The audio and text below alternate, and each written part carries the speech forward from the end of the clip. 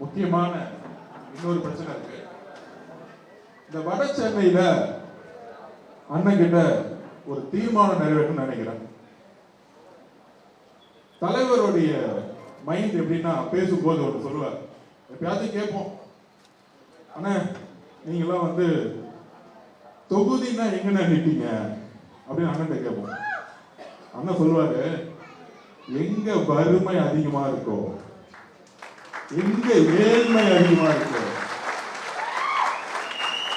எங்க இளைஞர்களுக்கு வேலை கிடைக்கலையோ, எங்க பெண்கள் படிக்க முடியலையோ, எந்த இடத்துல சேரிகள் அதிகமா இருக்கோ, எந்த இடத்துல குடிப்பழக்கமும் ட்ரக்ஸும் அதிகமா இருக்கோ, எந்த இடத்தில் வளர்ச்சி இல்லையோ,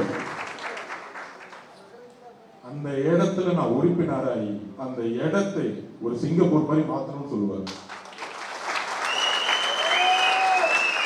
அப்ப இந்த சென்னையில அதிகமான வறுமை வட சென்னையில இருக்கு.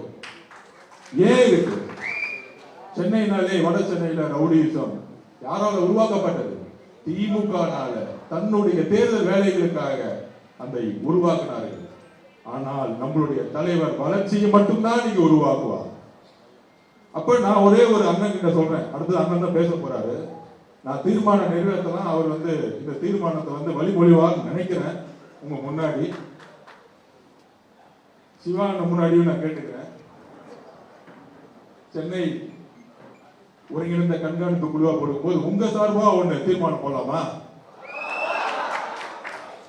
எங்க அண்ணன் நம்மளுடைய தலைவர் பெரம்பூர் தொகுதியில் நிற்கணும்.